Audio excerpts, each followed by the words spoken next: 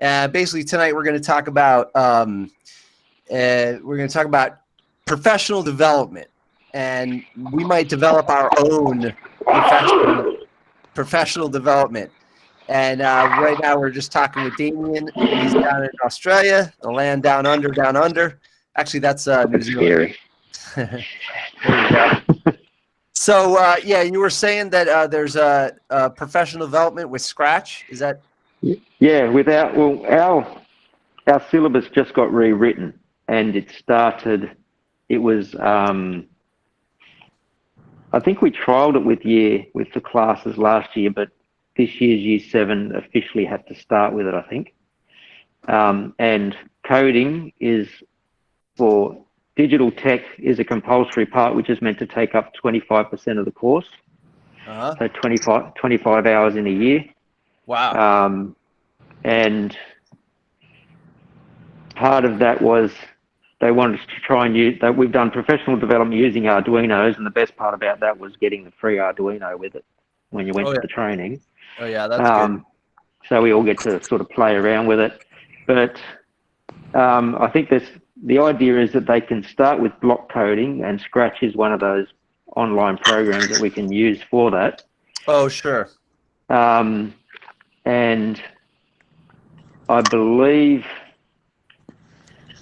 the little robots we've got are called Edisons, and they have their own one called EdPi and Edisonware, and they have like a block coding version and then a text style coding. And the idea is that the kids should be able to identify and change code using coding text. Nice. By the end of Year 8. Okay. That's the hope. And we use Lego Robotics, the Lego Mindstorms. We use the Edisons. There's a little car version as well that will follow a track, but you can also program it to do specific things. I'll have to find the name of that because I'm not as familiar with it. And then the Arduinos and Make a Bit, I think, is another small board type version. Which was your favorite? You could be honest. If they're all terrible, you could say they're all terrible. No, I really like the Edisons because you can actually attach Lego to them if you want to expand them out. But I've seen there's a guy in California, the one who organised the Hour of Code. Oh. And I can't think of his name right now. But I've seen him using the Edisons and using them for teaching the kids how to program like sensor-controlled conveyor belts, like at the supermarket. Oh yeah. Because the Edison's basically a tiny robot with 2 wheels and sensors built into it. So bump sensors, light sensors, sound sensors, that sort of stuff. Yeah. And they're pretty good. Like you can start out just getting them to record off a barcode, but then you can program them. And the weirdest part about them is they transfer their code via the sound card, just like an old fax. Oh. So it's like and it doesn't take very long for it to work. But I know that we actually had to disable and enable some specific settings in the sound cards on the computers at school to actually get it to work. Huh. So it's an interesting. We were going like, why didn't they just use USB? Oh yeah. So what is an Edison? I've never even heard of that. Anybody here ever heard of an Edison? What is it? It's a robot kit or like a? It's a robot kit. They're orange. They're about this big. 2 wheels. 2 wheels and just a little nub on the front so they can drive. Yeah. And they can do line tracing and like basic. Yeah, stuff, they'll follow a line. We've tried getting the kids to sort of try and program them to be like an automated car. How could an automated car get around a city? And the motors, the wheels are independently controlled so that they steer by the speed and the rotation of the wheels. And I remember when we first got them, one of my staff had a he's got a pretty bright kid, and he bought his kid one so that his kid could learn it and teach him. But the block coding is just a visual type coding that you can see on the screen, and you put in your constraints and that sort of stuff. But then you can switch it on over to see the code in the background. And what's the Go ahead. What's the question? Oh, what's the worst professional development that you got? The ones that I get for vet. Vex? But for vet, vocational education. Oh, vet. Okay. Some of the professional development they do for that is so dry and boring. Oh my God, that's awful. And especially when we had to upgrade our certificate 4, which is the certificate for teaching adults, and they don't seem to. They don't seem to remember that we're. Well, they don't seem to think that high school teachers can teach adults. Oh my God, that's crazy. So we have to get a Cert 4, which is what TAFE teachers have. Okay, BlueQuest is taking notes. What makes it suck so bad? Is it because they're not addressing the customer, like you said, like they're not really talking to you, or is it that a lecture form, or what's the problem? Is it not creative? What's the problem? It's not really creative. They try to help out all the staff in the region, and tailor the course so that it would be easy for us to do. But it seemed to just be pointless because they said, let's have a made-up class. And the whole idea of your Cert 4 is that you can identify students with different literacy needs, and that you can tailor your instruction to that student without disadvantaging the rest of the class. Yeah. And they said, I think the first time I did the Cert 4, you had to do part of your assessment on students in your own school. And it was perfect because we've got life ed students in the school, so you have to differentiate it. With this one, they thought that they were helping us by giving us a sample school on a flash drive and said, use this sample information. We've set up a dummy school so that you can do it. And you were supposed to go through the records and find students that had learning difficulties or numeracy difficulties or that sort of stuff. And they didn't actually put that information into the assessment. Oh. So you were running blind, and it was easier to try. It would have been easier to do it on your own school. Oh, I see. Yeah, so it's not well coordinated, and it wasn't well coordinated. You just had to go through the motions and get it done. Yeah, it's like compliance or compulsory, but it wasn't very. So we're looking to put together some PD that really like people are like excited about, you know. Yeah. So all right, that's appreciate that. So anything else you think of when it comes to PD, like something you would want, or you know what I mean? Then we can kind of Is there anything that comes to mind? Well, at the moment, without being able to go anywhere, it's all sort of needs to be something that you could participate in online. And that's where I see that our college is meant to be having our meetings in 3 weeks' time, but they still don't want our colleges intermingling with the staff anyway because of COVID. Make sure we sit at a good distance. So we're going to do that via Zoom, but one school is getting a presenter in to teach us about MakerBits, which is one of the other little programming boards. And so he's going to present at the school that has a couple of staff. We're going to all be in our own schools watching it via Zoom, and hopefully he's going to be able to tailor that to us. And I think because we do have some of the boards of our own in the school, we should be able to play with it and get advice or support from him. He's one of the support people for the whole state. Yeah, I gotcha. Yeah, we definitely have to have it online and whatnot. Yeah. What about CNC? Anybody messing around with CNC machines, shop bots? Oh, please. I want somebody to teach me how I can get the 2 CNC metal lathes I've got running again. So, who's got a CNC metal lathe? I don't. I do not. That's a tough one. Oh, who said that? BlueQuest said that? No, wait. I saw BlueQuest say. I saw somebody say I do. Oh, not the lathe. I've got 2 of these. Oh, wow. No kidding. So it's just a small CNC lathe that's meant to be able to be programmed directly from the board using G-code, but I haven't used G-code in 23 years. Okay, And I mean, if that's what you want, I do want G-code as well. I got former students that know more about this than I do. They work for like people in California. We could organize something like that. that's the brand of lathe with MCO. What is that? It's a turn 55. But when I've tried to get support for this now, like you need a USB dongle that goes into a laptop and a USB dongle that goes into the actual machine. And once they get corrupted, they won't. The support from the company is absolutely crap. Interesting. And so now I'd like to see if we could actually get these to run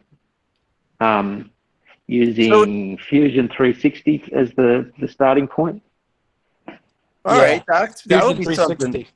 Yeah, that would be something to organize. Bloomquest, did you catch that? CNC for dummies. No, I'm just kidding. Yeah. No, me too. For beginners. Me too. I need it too.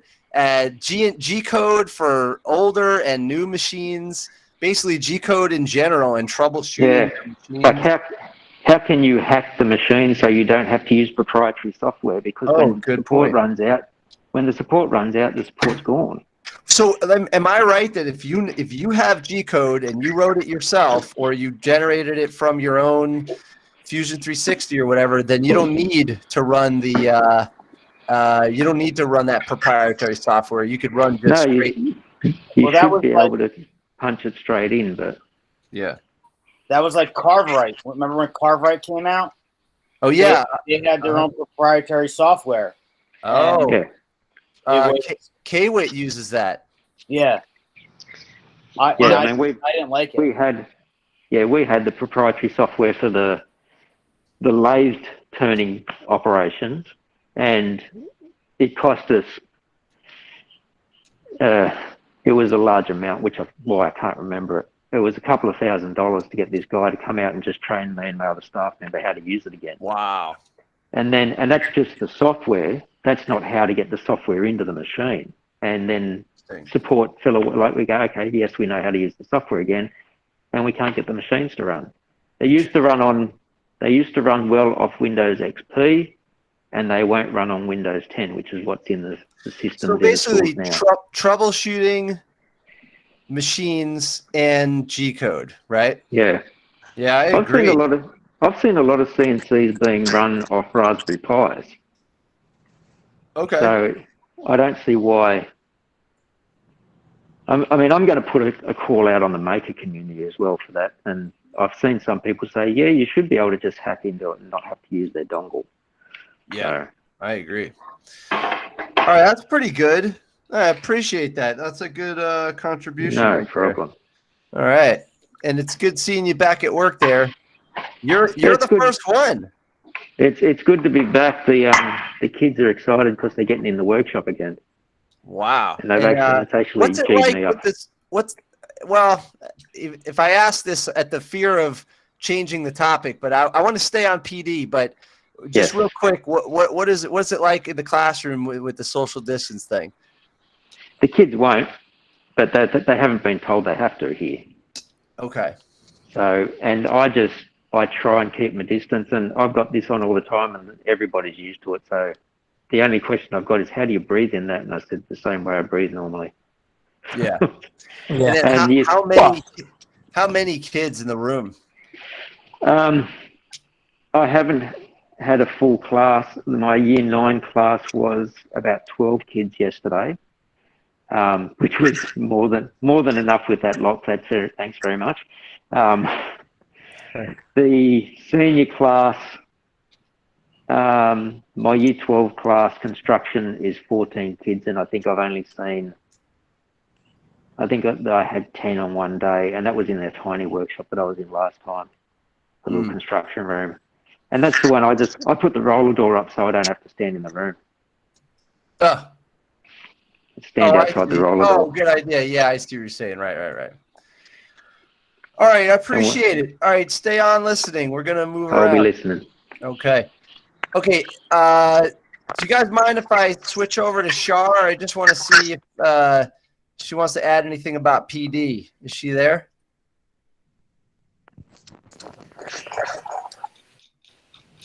Can you hear me? Yes. Can you guys hear me? Yes, and we can see you now too. Okay. Yeah, Okay. I'm doing a bunch of other things. I'm sorry to About to get bother my you. kids ready for it. That's why I wanted to get to you early because I know that you're busy. Oh, look at this one. Oh my God, it's the alien. What is she doing there? One of my twins. Oh my God, she's crashing the party. Crashing Yeah. the party. She's like a mini me. She looks like you. Oh my God. Yeah, what do you think? Like, just start out by telling us the worst professional development, just so we know what the, it's more fun to talk about stuff we hate anyway. So in my teaching, I have like zero training. Like, I feel like I've never actually been trained to teach. That's actually better. everything- That's actually better. So. So it's pretty much, hey, Shar, can you teach this class? Not knowing whether or not I could teach it. Yeah. So then I rely on like you guys and the internet for resources so that I can educate myself on sharing. And the good thing is, I mean, the kids they've never heard what I'm talking about, so they don't know if I'm telling them right or not. I mean, of course, I always tell them right. And I don't rely on YouTube. I actually rather read an old book so that I know the proper way to do something. But yeah, unfortunately, I have never received any professional development. And what's interesting, what I probably, want to talk to some of you guys offline about, I've been approached by Make 48, which is a TV show that airs on PBS, and they are developing content for people who are interested in starting some sort of business, but they need these tools in order to make their product. It's skilledkc.com if anybody wants to look it up, but I'll be sharing with people how to do certain things, and I want to be the expert, even though I'm not the expert on it. So I may be reaching out to you guys at some other time for some sort of like guidance, because you guys know so much more than me and how to deliver it. No problem. Believe it or not, we're all winging it. So, it's all good. Yeah, don't even worry. Justin just joined. How you doing? We're just talking with Shar about professional development. We're going around the room and we're kind of asking people their worst professional development and their best professional development, so we can kind of get a shape of that vision that you were talking about last time. And we're gonna shape it up, man. So so Shar, going back to Shar for a sec. So yeah, like we're all like winging it. I mean, I went to school for design. I never went to school for teaching. And then when I went to night school for my certificate while I was teaching, and literally like they just said, listen, don't hit the kids. That was like their biggest advice. And we're like, yeah, we know. And then that was it. There was really my best professional development came from my first day. I walked in and I literally sat down next to the kids, and they're looking at me like, who's this guy? And I'm looking at them, and I looked around and I said, listen, what did the guy do before I got here? I just said, what did the guy do before me? And they were like, all right, we got you, So it's really just like a give and take between the kids. And then, like lean on the Shop Teacher podcast for any guidance. Absolutely. Feel free to shout out to, you got everybody on the list. You can, if you're missing a name, you could always text or call me or somebody else. And then we got your back. And don't worry about expert or not expert. We're all, like, if you're not learning, you're not really, like, open. You're sort of just dictating, you know what I mean? Like, so, yeah, so everybody's learning here. So anyway, so, yes, but is there any particular professional development that you'd be interested in? Is it just I'm thinking about it right now, and I'm actually yeah? typing back to Matt so he can add it to the list about Oh, some good. things that I would want to see done differently. Oh, good. Yeah, Matt is Bloomquist is the Jamie tonight, and he's just typing up some notes from what's going on tonight. Yeah, I mean, basically, if you wanted, so we are considering the first and second year teachers. Not that you're a first year teacher, but if you were interested in, I don't know what to call it, delivery philosophy, I do have a take on that. I do think there are traps and pitfalls that a lot of new teachers get into, and there's a dance that you're doing between you and the kids, and you get into a nice rhythm where you don't get into any holes. So yeah, I mean, I would, if we're gonna consider, I guess it would be like, how should we call it? I don't want to call it new teacher because you're not a new teacher. Would we call it? I don't know what to call it, but definitely, like, I would give advice, and maybe we would do a shot. Like, we would come up. Not I would give advice, but we would come up with one of our PDs. Just one of many would be what to do if you're. So no. What advice would you give a new teacher? So, like, from all of us, imagine a collective wisdom passing down. What do you wish you knew as a new teacher? That would be the question to like Tim or Nick or Justin. What do you wish you knew when you first started? You know, and these are the things that maybe that's what you're talking about, Shar. Like, what would you want to know? Because we've all done public school for so long, so we do have a bit of a background on that. Yeah. So that's basically it for that. Yeah, if you got ideas, Shar, let us know. Okay, I'm thinking on it. Okay, yeah, no problem. Yeah, no problem. Okay, the other thing is, let's see. Let me just get my list here. We're going to get to potential dates at some point. We're going to think about, like, how much of this is online, how much is in person. Maybe some of it is like package delivery. So, like, maybe it's a kit of some kind. What do you think this would cost? You know, like, what people are willing to pay, what they paid before, and then potential. Yeah. Are you talking about kind of like when I was on last week? What we talked about?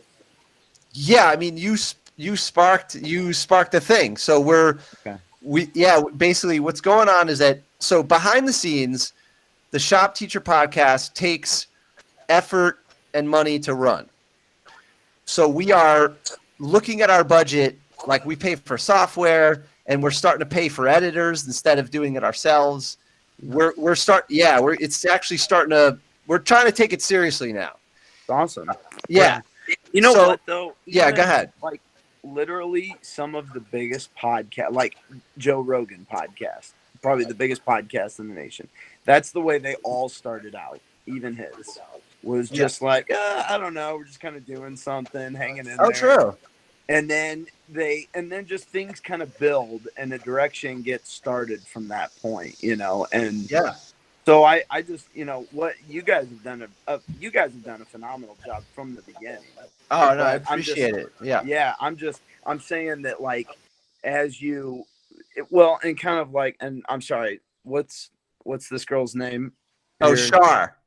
Shar, sorry. Yeah. Hi, Shar. I had trouble saying it first. It's like, wait, Shar, what's the full part of your name, the first part? I read something about you. You're named after your parents in some way, right? Yeah. How do you say it? Charles and Linda. So it's Charlene. Charlene, yeah. Charlene. I like that story. That's such a great story. I don't know where I read that. I feel like I read something about you recently. But anyways, yeah, it was on one of my posts. It was great. Yeah, anyway, so Charlene or Shar, that's how to pronounce it. Go ahead, Justin. Awesome. Well, just tying into what you guys were just talking about, and then what we were just talking about with the podcast, and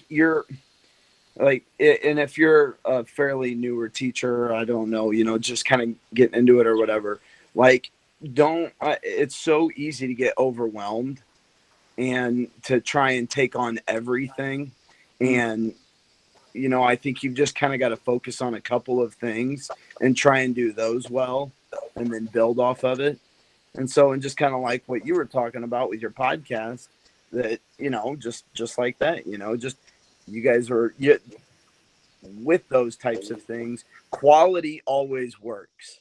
Yeah, If there's that's true. quality, it's working. You know, it might have audio difficulties or whatever, but as long as the quality's there, and just same as being a teacher, as long as you're caring about what you're doing and you're trying hard, things are going to naturally fall into place for you. So True. that's been my experience. Don't be afraid to suck, because you're going to suck a lot. And I still have moments where I'm like, God, that was awful. Like, what was I doing? Never doing that again. That's the best part, is when you reflect in the summer and you say, oh man, yeah, I'm not doing that twice. Yeah. You know, but yeah, so Justin, so what's going on is that to follow our mission, and, you know, Barbercheck got busy lately, but he's still in the background, and Bloomquist is at a softball game, but he's listening. And everybody here, I consider everybody here just as much a part of it. So what's going on is that the mission of the Shop Teacher Podcast is to give the shop teachers what we wish we had, you know. So we're doing the support thing, we're doing the Zoom, the video conferences, and now, sparked by a lot of interest. And yes, last week, Justin, you said, hey, what do you think of PD? And we're like, you know what, we can't put it, because we were going to wait till we were like perfectly organized. We're like, oh, okay, well, first we're going to take care of this. It's not going to happen. So we jumped in and we wrote up a budget real quick, and to take care of the stuff that's really pressing, which is the video editing. That takes me for like 8 hours, and also other people. So we're just like, forget it. We got to contract that out. So we looked at some former students and we got some quotes. We got that in the budget now. Then we're like, all right, PD. Well, we can't just do PD. We want to find out what everybody thinks. So that's why tonight we're asking, like, what does Shop Teacher Podcast PD look like? You know, like, so that's on my, and I always judge it by like, give me your worst story. Let's not do that. You know, give me your best. Let's try and make it like awesome. Do you care if I? Yeah, I want you. I'll jump in, man. Do it. Just, I guess what I like about what we're doing, you know, what you guys are doing with the podcast, and then what we've been doing with these Google Hangouts and stuff like that, is what I didn't appreciate about when I was younger and went to a few professional developments early. What I didn't like about them is they are massive and they just don't really hit on like the things that I need. I mean, yeah, they might have like 100 workshops that week, you know, over like 3 or 4 days. There might be like 25 different ones to go to every day. But it just seems like what we've been able to do is more, you know, obviously we're taking care of ourselves, basically, is the way I see it. And, you know, nothing like this really exists that would be so direct to what we do. And even like I said, I was an ag teacher. That's my degree's in ag education. And I was an ag teacher for 2 years. They do a really nice over the summer big conference here in Illinois, but still, like, that doesn't fit us. And it's all like, it's heavily geared towards just FFA, not necessarily towards teaching in the classroom.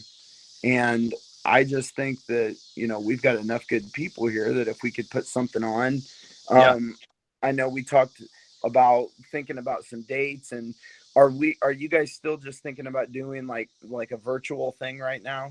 Well, I don't know. So we were just tonight was like a feedback night. So, I mean, obviously we could do virtual, but more importantly, let me address what you said, Justin, just now, which is that it's true. Like, when you're a shop teacher, you're the maintenance guy.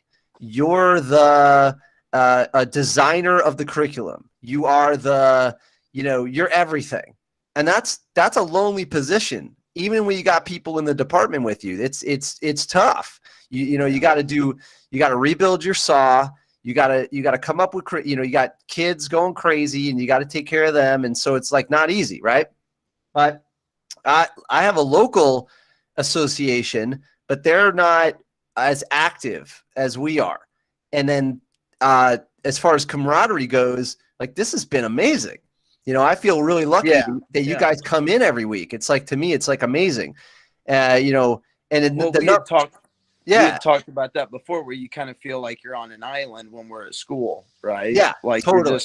you're out by yourself. Like you can't go talk to a math teacher and tell them and be like, "Oh, you won't believe this kid screwed up his project, and then my saw stop triggered on me all in the middle of class," and they're going to be like, "What are you talking? Like, I don't get away from me, weirdo." Yeah.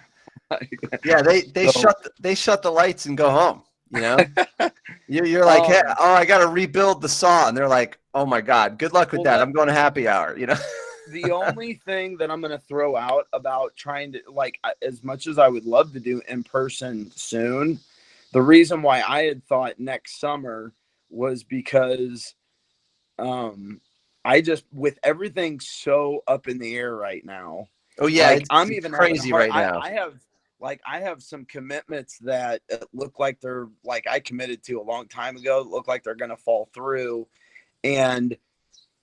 But now just today with some of the sports stuff that got released here in Illinois, it's like, I don't know what I can commit to now. I don't know what weekends are going to be open or anything. And that would be my only thing, is if we tried to pick a date, I would have a hard time saying, you know, even though I may not have anything scheduled right now. And I don't know if everybody else feels that way.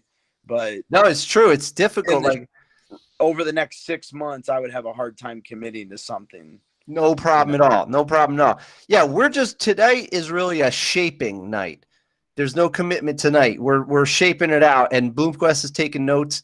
And basically, like, for instance, me, every summer I usually go to California to visit friends and look at the car industry, and you know, especially the custom car industry. And I got to tell you, I don't know if I can go, because if I go and let's say I get there and I get sick, that's not fun. And then, or if I come back and then I'm quarantined for 14 days, I can't even go back to school, and I don't even know if we're opening up. So there's just so many questions right now. But for sure, the camaraderie and the ideas and the spark, like your spark, your idea, like like that's a driving force. I think the idea of getting everybody together and figuring out a really effective PD. What do you think of the idea of doing a shortened version of kind of like what I talked about that ArborTech did back in, I think it was March late? Is Nick on here? Is Nick Bodner on here? Yeah, Nick's there. Yeah, I don't know. Yeah. Okay, well maybe he can jump in too. But ArborTech, I was telling you guys, ArborTech put this thing on. It was a virtual thing on their YouTube channel of people all around the world, because they're based out of Australia, and they just gave everybody like 1 to 2 hours of their basically YouTube channel. And so then people would, like, it would be this guy from noon to 1, and then this girl from 1 to 2, and then this guy from 2 to 3. And so it was pretty cool, you know, and all those people were just working in their own shops. You know, they were, you know, just. Oh, so it was like live demonstrations. Is that what happened? Yes. Yeah. Yes, Okay. it was live demonstrations. And could you, like, Jimmy DeResta did like a 1 or 2 hour, like he just did like a 1 or 2 hour question and answer thing. But, you know, he jumped on there. I mean, there were a lot of big like YouTubers on there, but I had some friends that, I mean, they have a really small channel. They got on there. Like they kind of hit everything in scope. And what I was thinking about is like, what if just for a shortened version to try, we did something like 4 hours long on a Saturday, and either, you know, maybe, and literally maybe it's just a Google Hangout. I don't know, but maybe it's, hey, Bloomquist has got 30 minutes and he wants to show us that, what was the thing? The camera? Matterport. What is it? It's called Matterport. Matterport. Okay. Yeah. So Bloomquist wants to show the Matterport, you know, and maybe he wants to get on that and run for 30 minutes with it, you know, and so everybody can kind of see that. Then maybe somebody else wants to do something on curriculum development for 30 minutes, you know, or just an idea.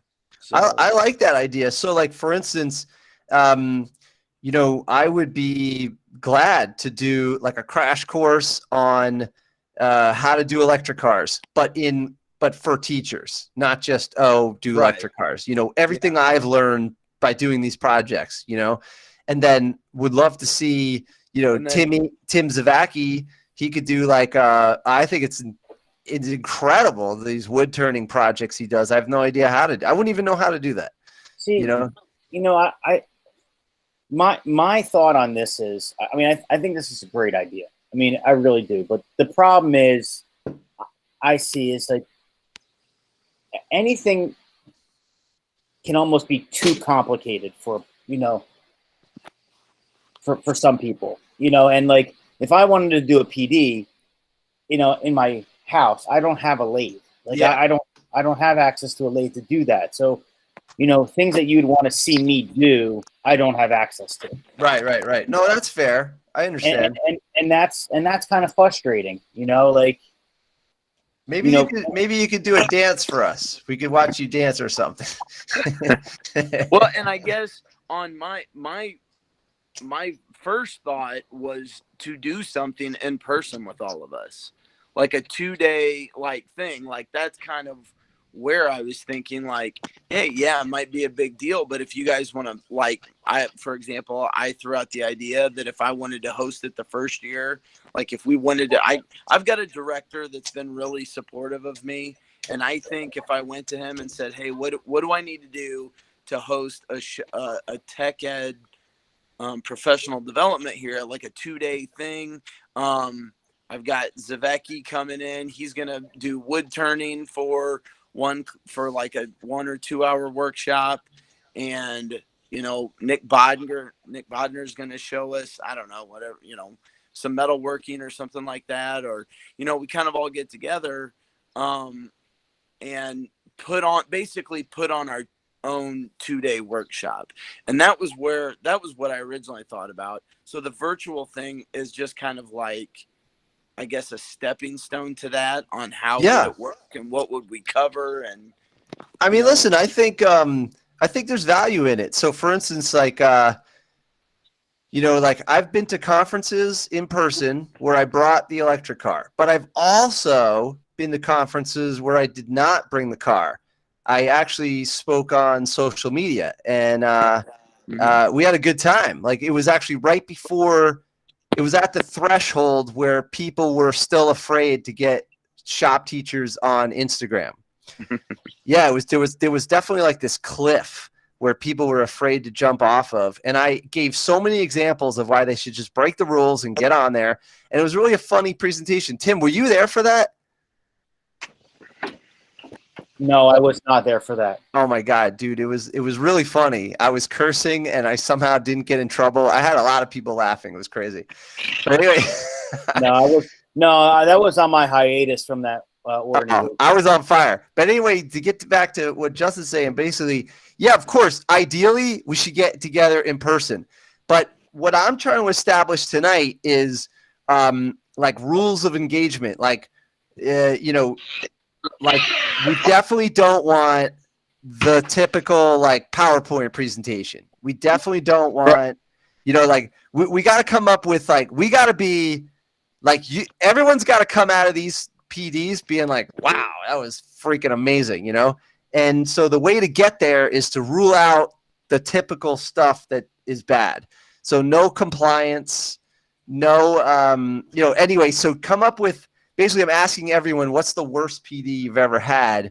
And then I'm thinking about the best PD you've ever had, and we'll just follow those rules, like in person, something I notice is that a lot of in-person presentations, what they do is they spend a first hour lecturing and then the second hour doing the making, and they really should just reverse it. Get started, get to work. I mean, we're all shop teachers. Everybody wants to make stuff. So those are kind of some of the rules of engagement I'm trying to sniff out. Yeah, what do you think, Justin? So one I would throw out is, and this for me was always a real problem as a student, and one thing I try not to do as a teacher is do things that are irrelevant to what you're trying to accomplish. Like, so, and one of the worst PDs that I can think of was a couple years ago, and I remember our this guy in school came in and did this thing, and I was like, what is this? Is a complete waste of time. Like, and so for me, I shut off, and I'm just like, I check out, which same thing's what students do. As soon as a student can't answer a question like, why am I doing this? Well, they're done with it then. Yeah, I agree. That's what we're going to, strive for. Some sort of vetting process for who's presenting and what they're presenting. And we want to support them. So like even me, I might say, oh, I want to do the electric car thing. But if you guys say, well, really, we want to learn XYZ, or really we want to do something this, then at least we could shape it. There could be some protocol. I mean, it's not that serious, but just in general, Now, let me see. Should we jump around the room? Is there something else you want to add, Justin? And then I'm going to ask some other people some of their best and worst PD. I think he's got a connection issue now because he's driving. Yeah, I think he's frozen. Oh, there he is. Oh, there you go. Oh, he froze again. We've got a rain coming. I'm trying to get better rules and stuff in the back. Okay, all right, come back to us. Okay, we'll catch up with you. Okay, who wants to go next? Pervik, you want to tell us the worst freaking PD you ever had in your life? The worst PD I ever had? Yeah. I forget. I remember. I mean, that's how bad it was. I mean, you forget the bad ones, but I mean, really, like what you guys are talking about, right? I mean, first off, I remember this PD. The lady went to the wrong town. She was like 60 minutes late. She went to Annandale instead of Allendale. So we were sitting right Oh my God. Okay. But I think it was on maybe HIB and harassment, bullying. This is awful. But I'll tell you the best one I went to. Yeah, let's hear the best one. I think one of the best, most valuable ones. Most valuable ones I went to was this conference in Dubai, hosted by a company called Technology Supplies. So they're like the Midwest Tech or the Paxton Patterson for like UK and the rest of the world. And so they sponsored the whole thing, and they kind of they organized the whole thing. Right. And we did tons of stuff on creativity. They had like a psychologist there doing like psychology of user-centered design. Then we did a hands-on thing where we made like thing for shoes out of like a 2x12, and but it was good. It was like a good balance of like you guys made stuff information combined with doing some shop stuff as well, and so let me ask you a question. So you were challenged with making something based on a new philosophy you learned. Yes. Yep. See, I like that. Imagine someone gives you some information, they present the challenge, they give you a limited number of things to do. It's within reason. You have a certain amount of time, and then you get to talk about it afterwards. Yeah. To me, that's fun. And I think for us, like, oh, Shar, see you later. Hands-on is probably better than, hands-off, right? Like doing a hands-on activity. So, I mean, I know that from working with Kenny and NJTA, Kenny would always say people want to do people don't want to come and listen for an hour and then drive back. People want to come make something and then, go back. So, yeah. Right. So maybe a vital component, and I don't know if Bloomquist is still around, but a vital component would be that we make something or create something. I had this really cool idea where I would come up with a problem, right? And then I would send it to you, and then you would research it, and then you would send it to someone else, and they would draw the ideas, and they would send it to someone else, and then do the model mock-up CAD stuff, and send it to someone else, and they would fabricate it, build it. Oh, that is a good idea. Like kind of do a global. That is a good idea. Like mimic a global design such a scenario, Well, if you drew up the proposal, That could be a PD, Ooh, why don't we call it the rotating PD? I kind of like that. I think you came up with a new idea I never heard about before.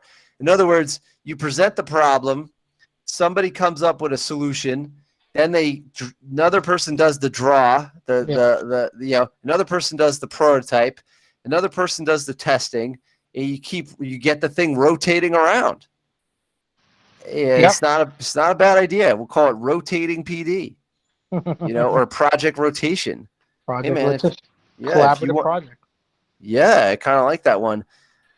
We could send it out each week and we can review, hey, what's the status? What's the status? What are you doing? And there's no, then it's not one person trying to finish a project. It's just do your part and kick it out to the next person. I kind of like that. Really good PD for me is like when you can create something and when there's a set amount of rules and when you get a chance to win. I don't like not having a chance to win. I don't like compliance. Like coloring in the lines is not something I can do. So basically, okay. Oh, Bloomquist said builder challenge. Well, we can't all build houses, Bloomy. I don't know what you're saying. I'm sure he means something else. All right, Tim, worst PD ever. Just the stuff that's not reliable, not like relevant to what you're doing. Oh yeah. A lot of the stuff that they give you on like those beginning PDs that you take, to start the school year. Yeah. A lot of them, they're geared more or less towards some of the core teachers, which is nothing wrong with that. And you always try to get one thing out of those that applies to us, but a lot of people don't understand what we do. So then you end up just sitting there for 45 minutes, 50 minutes, and it's like, oh, well, that was a waste of my time. I could have been in my room prepping, Right. Yeah, I agree. I did. So a couple years ago, probably about 10 years ago now, I did a huge composting and biotechnology presentation at NJTEA, and it was one of those things where I brought so much stuff. There was so much prep, and I tried. I did the thing where you do an hour lecture, and then I had people make their newspaper pots, and I had people mix compost up and plant seeds and things like that, and it was a lot of work for 2 hours. I spent 2 hours loading in, 2 hours doing the presentation, and then 2 hours leaving, cleaning up and leaving. That was like crazy. Oh, it's a lot of work. Yeah, it is a lot of work. I know. I teach welding on the side privately, and I have to drag my welders into my truck, and then I have to bring material. It's really not easy. I like teaching, but man, dragging the stuff around is like, meh. Yeah. It was a lot of work, and you're the only one there doing it, and very, very little help. Like if I didn't bring my own hand truck, I was screwed. Yeah. And I did it. I brought my own hand truck, and I was like, thank God I did it. Yeah. So but people raved about it. They were like ecstatic, but it was so much work. So much work. Well, that's actually a good point. Okay, wait a minute. So let's record that into Bloomquest notes. So it has to be sustainable. Whatever you choose to do, it can't be that you're alone, setting up and taking down. This should not be PD burden on the teacher doing the PD. Yeah. And it's got to be a much more collaborative environment, because I know exactly what you're saying. Like sometimes when I show up with the equipment, some of my students are like, "Hey, let me help you take all this stuff off the truck." And I'm like, "Wow, you know what? That really helps." And then they help me put the stuff back on the truck afterwards. And I'm like, "Man, if they weren't there, that would be exhausting." So I'm with you 100%. Like we got to do it in a sustainable, community way. So So that's then- like, yeah. So maybe if you're a presenter, you need a partner. Maybe you can't do it yourself. So then another thing was I ran a PD at my school, and it was, and I've learned that if they offer you to teach a PD, I teach them. It doesn't matter what it is. I did a PD one year on Twitter, and then the next year I did a PD on how to build a cutting board, a long grain cutting board. But once again, and I mean, it did in my school. I had 15 teachers come in, and I picked 3 kids that were really good, and I had them help me. But what I did was I prepped all the blanks, so it was just rough glued stuff, and I had everybody. I demonstrated how I got to the point where they were starting. I demonstrated that from ripping the material, applying the glue, clamping, and all that stuff. And then once I did that, then we went into the process of, here's the planer, here's the joiner, here's the table saw, here's the miter saw. And we went right through the process to make the cutting board. And here's all the sanding stations. But that was still a lot of prep, and I didn't even leave my building. Yeah, you know what? So would a partner help? Oh, definitely. I had those. Yeah. I had 3 kids come in, and it was great because it was me. I had the 3 kids come in, and it was nice because the kids were teaching the teachers how to make this. Yeah, and it was really cool on that end. And then halfway through my PD, one of my other shop teachers in my department came down and saw that it was chaos in the room. He jumped in and was helping. So it was like he helped alleviate some of the stress and the backlog at the router, and because you just can't be everywhere with these people, and Yeah, I agree. So I think you brought up a good point. I don't want anybody to take on a huge burden.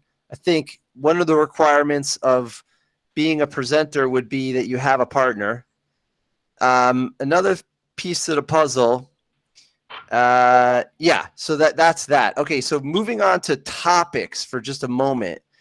Let me just address, Bloomquist wrote in the comments, he said, do we cover the psychology of our hands-on student learning type? Now, I think there is a strange thing that's in the room that we don't address, which is that we actually haven't really covered any particular topic on the Shop Teacher podcast. It's just been camaraderie. What's it like in your neck of the woods? What's it like over there? What are you up to? Hey, what are you doing lately? And so now imagine that there was a part of maybe one of the presenters, or maybe one of the topics is something involving that. So almost like the non-tangible category. So Bloomquist, maybe put yours in the non-tangible category, the psychology of a hands-on learner, and maybe that would help like a new teacher similar to Shar, I don't think she's a new teacher, but she's not like a public school teacher. She's a private school teacher, and she's on all these TV shows now. And so she's thinking, oh my God, that's what she said tonight. Like, I'm worried about being an expert in the room. But there are no experts, but we can support each other. So maybe in some way we'll have a PD about, I guess, I don't know, career best practices. Like, what have you learned? Yeah.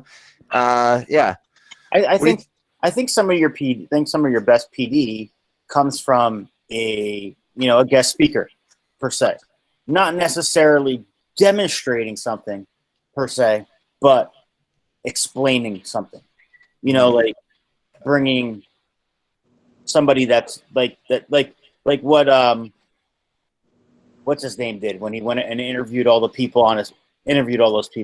Oh yeah. Jake. Yeah, Jake. Yeah, when Jake interviewed those guys. Yeah, DeResta and stuff like that. Yeah, I think that's more of a valuable PD. Yeah, where you get to interview people that are in the field that do it, that, you know, you can sit there and actually ask them a question. Yeah. You know, like I'd love to interview Norm Abrams. I mean, I think anybody that's a shop teacher would. I think anybody would love to interview, you know, Tom Silva, you know, from This Old House. I mean, it's even if you could get them to come in, that's valuable PD. You know. Okay, so let's put that down, Bloomquist. That we're talking about bringing in guest speakers, and then I think the key that Tim you said is participation. So that's overlooked because just watching is kind of boring. But if you could ask questions or you could participate in some way, that's kind of cool. Yeah, so say for example you bring in, you know, Jimmy DeResta, you know, or Frank Howarth, you know, he's out in Oregon, and you know, even if you asked him like things like what he does and how he does it, and you know, things like that, it's that stuff that's critical to making us a better teacher. You know, Yeah, I agree. It validates the whole thing too. It's not hands-on, but Right. you're there. You're asking the questions. You're doing this. You know, it's like, well, why do I've seen your YouTube videos. Why do you do things this way? You know, well, you'll never get an opportunity to ask them. Yeah, I agree. So You know, I know Bloomquist wrote down Mike Rowe. I mean, that's a stretch. I'd love to talk to Mike Rowe. yeah, I agree. I would love to talk to Mike Rowe. You know what's interesting? I think would be cool is And John Ratzenberger too. John Ratzenberger is another gentleman who doesn't get the recognition that Mike Rowe gets. Yeah. You know, he has a thing called like Thingamajigs and Life, or Life in Thingamajigs or something. He's one of those people that are really big into the trades and making. I got to tell you, Tim, we're going for moonshot here. So, for instance, like that's why we're getting serious about our budget, and that's why we're getting serious about, you know, reaching out to you guys and getting the real deal. Like, what do you guys want? And I think you bring up a good point. Another thing that's overlooked along those lines is not just Mike Rowe, but imagine if so. Just for example, Elon Musk has said that his biggest limiting factor is that he doesn't have enough engineers. So they say, well, you have so much money now. Why can't you just hire them? And he said, it doesn't work like that. There's just literally not enough people that care about making stuff. And so it would be a stretch to get him, but I think we could get a CEO of, let's say, Sandvik, which is in New Jersey, and they make tools. I know people over there. We could get people from tool makers, and we could get serious CEOs to get on here and say, you know, honestly, here's what we need. Why aren't the CEOs talking to the shop teachers? We're the minor leagues. How come we're not talking to the major league players? Like, how come we're not part of the recruitment process? That's crazy. So I think that this is a good idea. You know, another thing is like, I know Jeff Devlin. He's a TV host. He does Stonehouse Revival. He also did Spice Up My Kitchen and some other shows on HGTV and Lifetime or one of those channels. But he's basically outside of Philadelphia area, and he's a guy that wasn't even trained a carpenter and just started doing it. Or maybe he was a trained carpenter and wasn't trained TV personality, but whatever it was. But he's a cool guy to talk to because I've talked to him before, you know, and I mean, he's not Tom Silva, but he's still a guy in the industry that does this, you know? Nice. Oh, look at that. Matt has talked with him too. Who's this? Tell me who this is, guys. His name is Jeff Devlin. He runs Schoolhouse Woodworking. Oh, wow. He's a friend. I would say he's a friend of mine, but more of an acquaintance. Sure. And so it is. I mean, I could get in touch with him in a heartbeat, and you know, we can start chit chatting that way. But you know, it's even something simple as that. Yeah. In order to get started. I mean, I I know agree. a CEO is a moonshot. No, but you'd be surprised. Like if you could get a CEO from Sandvik or a director, or you get a maybe you get who knows? Maybe we get the top person at Lincoln Tech or Wyotech or UTI or we talked about presenting on a post one time. Parenting. I mean, yeah. Oh, parenting. I think we got to get the small. There's a few small machine shops around too.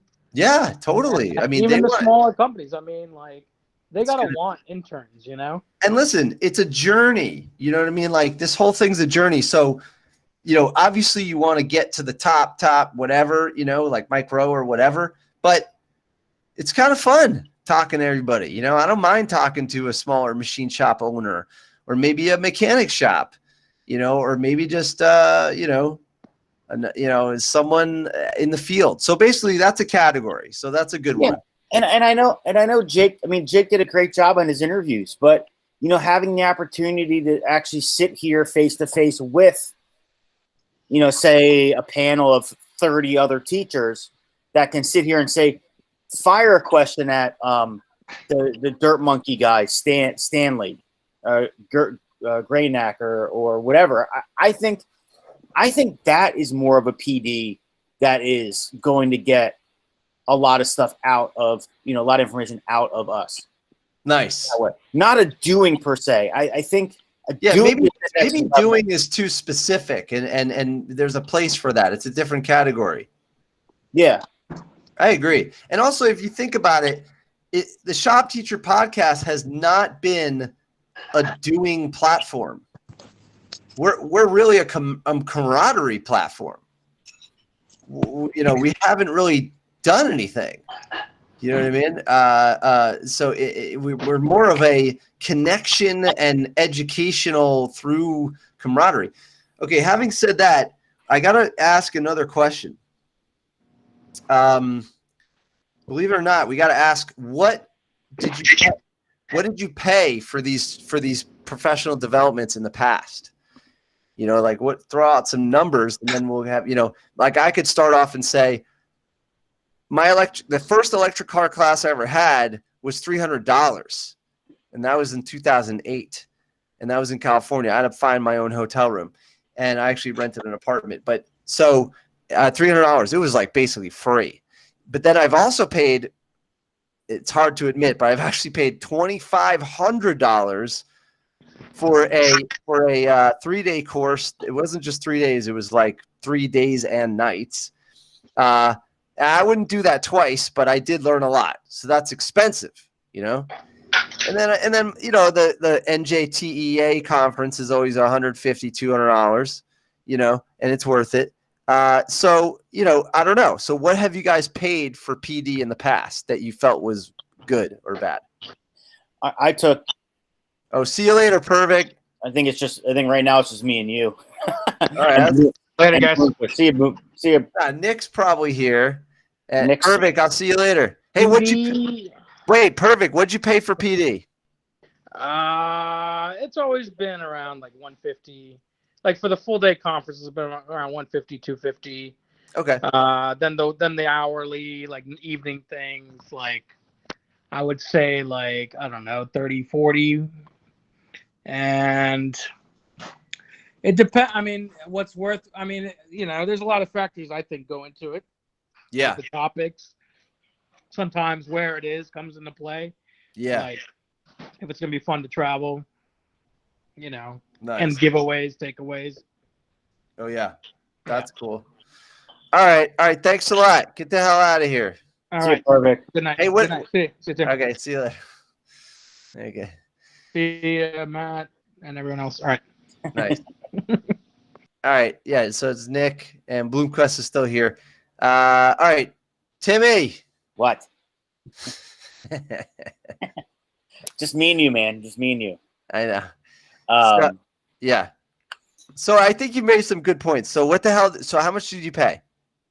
you know, I think it all depends. I think I've taken a Dreamweaver course at the local community college. I think it was maybe $300-$400. I took a chair making course. It was probably about $400. You know, and Was it called Have a Seat?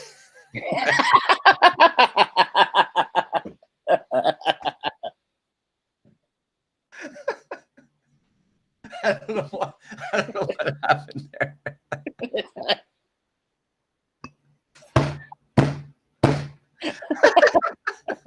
I don't know what happened there. That's really funny. I think that's the funniest thing you've said in the past 25 weeks. I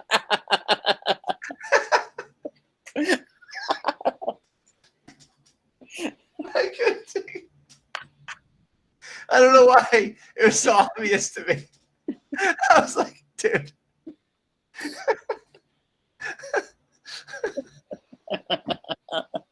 I hope this makes the video. Well, you know what? I'm not the editor anymore, so you never know what's going to happen now. I'm sure he'll put something in. I'm crying. That was really funny. Oh my God. No, the class wasn't called Take a Seat or Have a Seat or Make a Seat. It wasn't called that. That's great. But Very funny. I took a chair making class. I mean, it wasn't my style of chair, and I never finished a chair because of just, you know, timelines and stuff. But you know, it was a pretty good course, but it was intense. It was, you know, involved. All the materials were included, and I wouldn't have made Nice. the chair the way he did it, and I wouldn't have used the materials that he did it with, and so there was a lot of things that stylistically I didn't agree with, but he taught me a lot of good things that I can implement into my class, you know. So, you know, I think PD really all depends. Like, I've paid $10 for PD, and I've paid, you know, a couple $100 and, you know, thousands of dollars for graduate school classes, you know. And Wow. Yeah, that's actually a good point. That's a good point. All right. We can stay on, but I'm going to wrap up the recording. So basically, that's the Shop Teacher Podcast for Wednesday, kind of an early night. Anyway, so yeah, professional development. All right, so we'll just end that one there, and we can hang out. I don't mind hanging. Stop recording. All right.